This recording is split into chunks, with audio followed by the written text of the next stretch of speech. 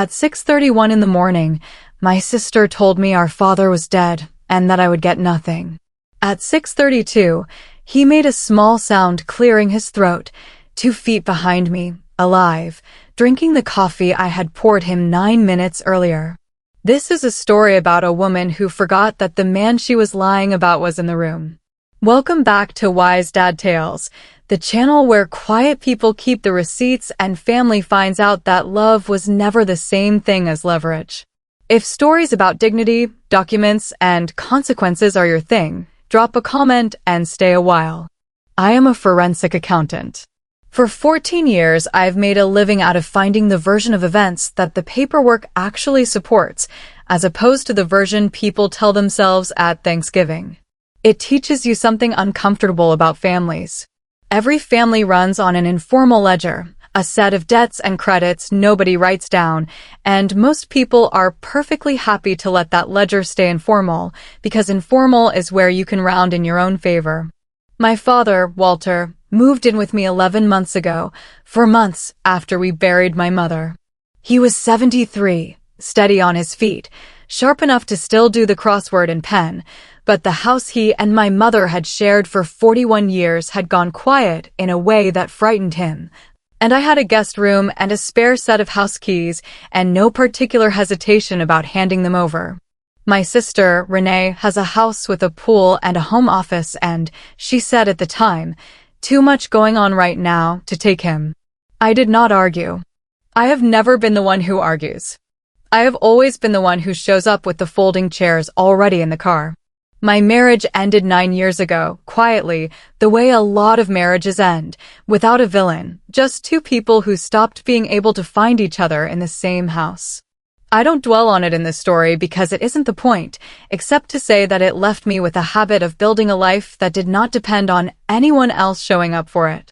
My father showing up in my guest room last year was the first time in a long time that I let someone else's need become the center of my calendar, and I did not resent it. I want to be clear about that, because what follows might make it sound like I was keeping score. I was not keeping score. I was simply the kind of person who documents things, because documenting things is what I do for a living, and habits do not turn off just because you love someone.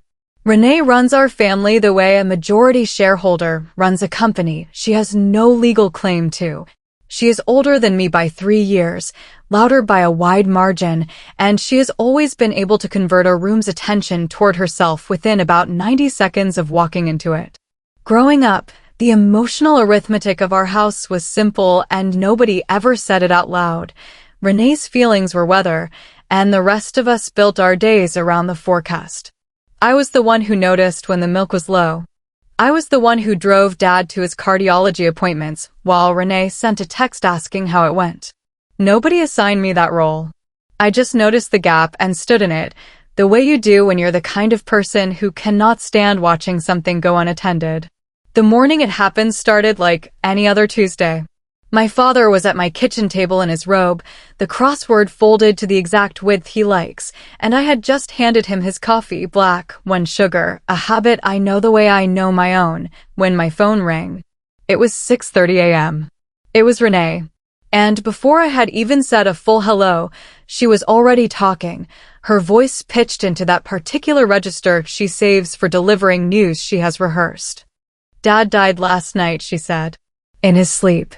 I know it's a lot, and I know you're going to want to talk about the house and the accounts, but I need you to hear me right now. You get nothing. He told me everything before he passed. Everything goes to me. I'm not trying to be cruel. I'm just trying to save you the trip to a lawyer's office you don't need to make. I did not say anything for exactly 4 seconds. I know it was 4 seconds, because I have listened to the recording. My phone has automatically logged and transcribed incoming calls since a fraud case I worked 2 years ago taught me never to trust my memory of a conversation over the actual record of it. And there is a 4-second gap on the transcript, timestamped 6 hours 30 minutes and 41 seconds to 6 hours 30 minutes and 45 seconds, where neither of us spoke. Behind me, my father cleared his throat. He was sitting at my kitchen table, alive, holding his coffee, looking at me with an expression I will spend the rest of my life being grateful I got to see in real time, the look of a man who has just heard his own eulogy delivered as a business proposition. I did not tell Renee he was alive. Not yet. I said, very evenly, I need to process this. I'll call you back. And I hung up. My father set his coffee down. Was that your sister? He said. It was not a question. She says you died last night, I told him. She says I get nothing, and she wanted to tell me before I wasted a trip to a lawyer. He was quiet for a long moment. The kind of quiet I would later understand was the sound of a man doing very fast arithmetic on 40 years of assumptions. Then he said something I wrote down on a legal pad within the hour, because I am, as I said, a person who documents things. She's been asking me for 3 weeks to sign something. I told her I'd think about it. That sentence is the anchor of everything that came after. I want you to hold on to it, because it comes back twice more before the story is over, and each time it returns, it means something different. I did what I do. I did not cry, and I did not call Renee back screaming, because screaming produces nothing you can use later, and I have built a career on things you can use later. I opened my laptop. I forwarded myself the call transcript. I took a screenshot of the timestamp on my phone. I wrote down, in plain language, exactly what had been said and exactly when. My father watched me do this with an expression somewhere between amusement and unease, the look of a man realizing his daughter's strange quiet habit of writing everything down was, in fact, a skill. And it was about to be pointed in a direction he had never seen it pointed before. What did she want you to sign? I asked him.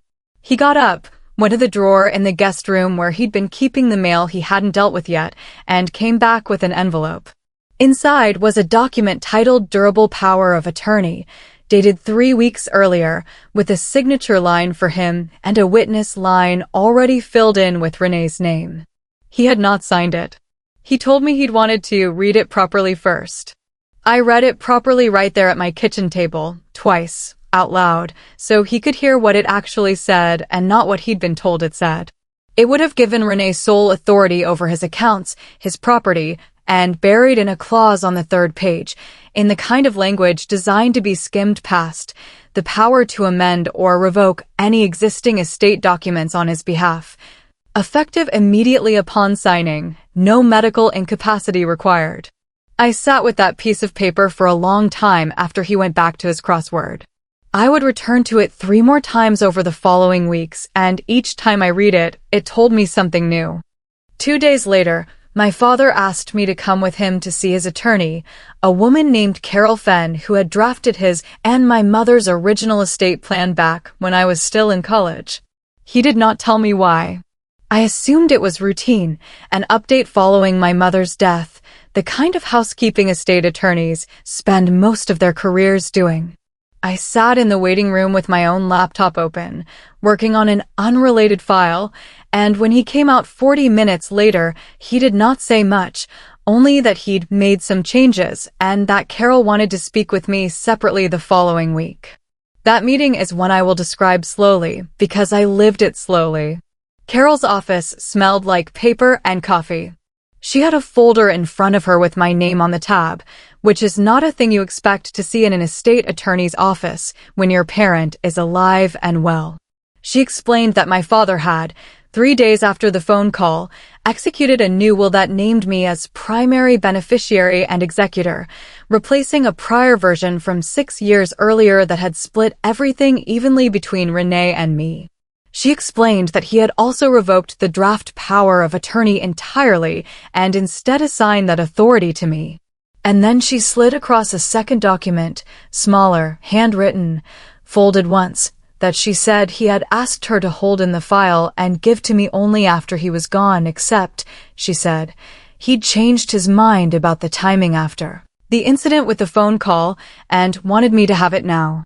It was a single page in his handwriting.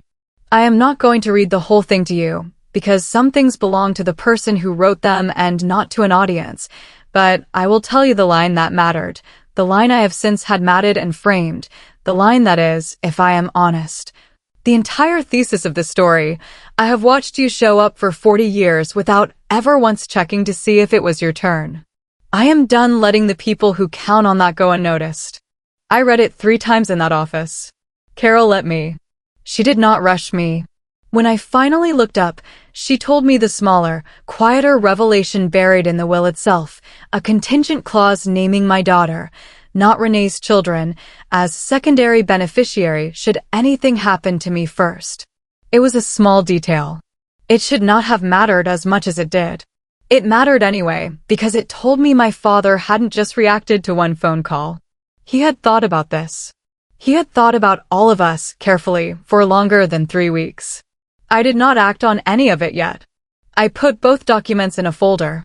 I went home. And I waited, because the next move I already knew was not going to be mine to make.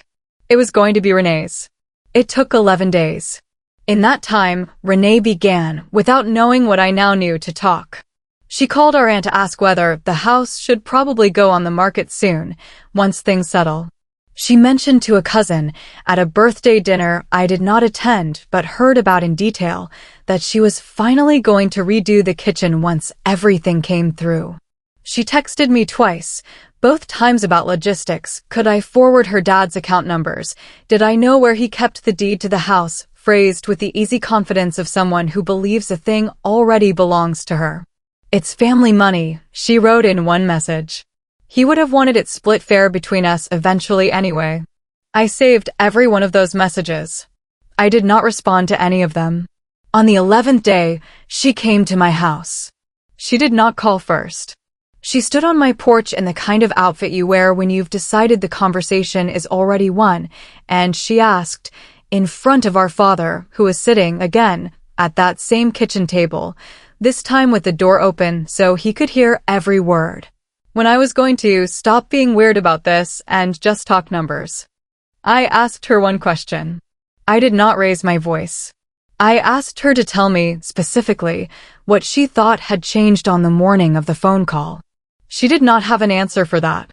She had an answer for everything else, for what the house was worth, for what she felt she was owed, for how hard the last few years had been for her too, but she did not have an answer for the one question that actually mattered, which was what, precisely, had made her so certain at 6:30 in the morning that our father was dead. She left without answering it. I closed the door and I called Carol. I told her to send the letters, a formal notice, through counsel, confirming the estate documents were finalized and that any future contact regarding the estate should go through her office. It felt less like a declaration of war and more like closing a ledger that had been left open far too long. If you've ever watched someone start spending money in their head before the person it belonged to is even gone, you already know exactly where the story is headed. Stick with me. The gathering happened 3 weeks later at Renee's house, framed as a family dinner to sort things out like adults. I knew what it was before I walked in. It was a pressure room, dressed up as a dining room, and I had been invited because they assumed I would arrive without knowing what they knew, which was, of course, the exact opposite of the truth. I brought a folder. I did not bring it to be dramatic. I brought it because I have never once walked into a room where money and family overlapped without bringing the paperwork, and I was not going to start that Tuesday. My father came too. Renee had not expected that, and I watched something flicker across her face when he walked in behind me, alive and unbothered, the same man she had pronounced dead in a phone call 31 days earlier. Renee opened with a toast. She stood, glass in hand, and gave a short speech about family and healing and putting old grievances behind us so we could move forward together, the kind of speech that is really a verdict wearing a nice dress, delivered before anyone else has had a chance to speak, designed to make disagreement look like cruelty. When she finished, she looked at me and said, with the warmth of someone who believes they have already won, so, should we talk about how we're splitting things? I asked for the floor. She gave it to me, smiling, certain I was about to fold. I opened the folder. I started with the transcript.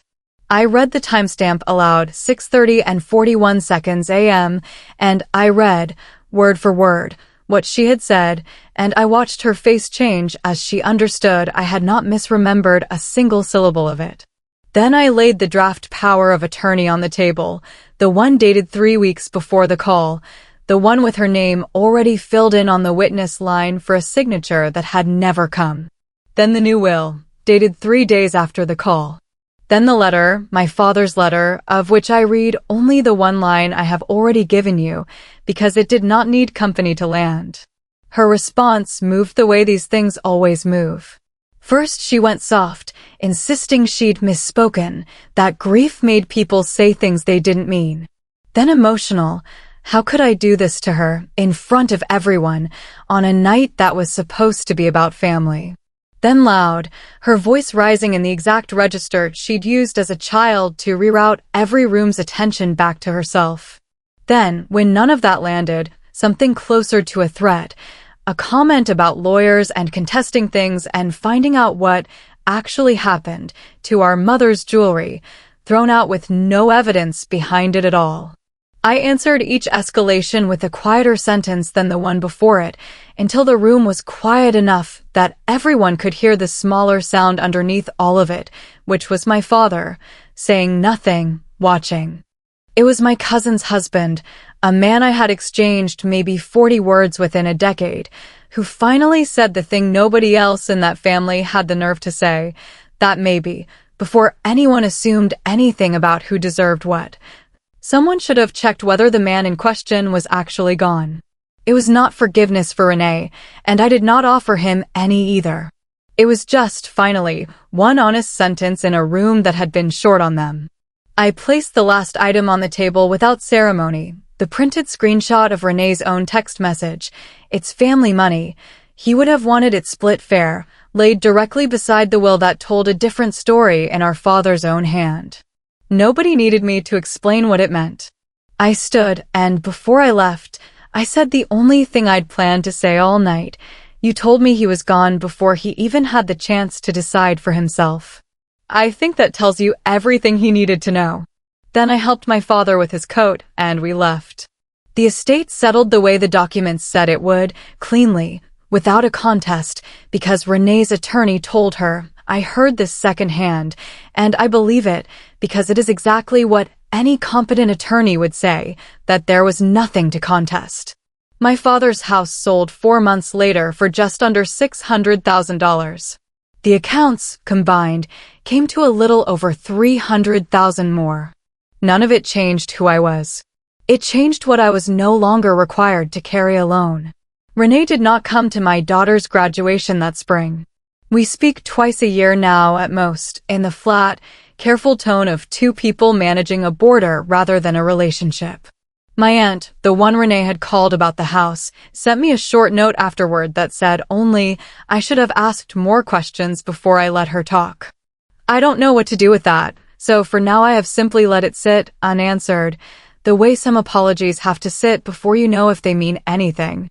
My cousin's husband, the one honest voice in that room, still gets a Christmas card from me every year, because a conscience in the moment it's needed is a rarer thing than people think, and rare things deserve to be noticed. The letter lives in a frame on my office wall now, not the will, not the power of attorney, those stayed in a file where documents belong, but the one handwritten page, the one that told me what 40 years of showing up had actually been worth to the one person who was paying attention the whole time. I look at it most mornings while my coffee is still too hot to drink. I did not take that money as a prize. I want to be precise about that, the way I am precise about everything, because precision is the only kind of honesty I actually trust. I took it as the closing of an account that had been open far too long, a debt I never agreed to keep carrying just because nobody else had bothered to notice it existed. 6 weeks after the estate closed, I used a portion of it to endow a small scholarship at the community college where my mother had taught night classes for 11 years, in her name, for students who are the ones in their own families who always show up first and get asked about last. I did not tell Renee. I did not need her to know. It was never about her. People think revenge is loud. It isn't, not the kind that actually holds up. Revenge is loud because it wants an audience. What I did wasn't for an audience. It was for a ledger that had been running dishonestly for 4 decades, finally closed, in ink, by the one person in that family who was never afraid to read the fine print. If this reminded you that quiet people keep the receipts and that you are allowed to stop covering a debt you never agreed to carry, even when the people asking share your blood, take that as your sign today. Update what needs updating. Say the thing you've been documenting instead of saying. And if this story was for you, tell someone who needs to hear it, drop a comment below, and hit subscribe. I'll see you in the next one.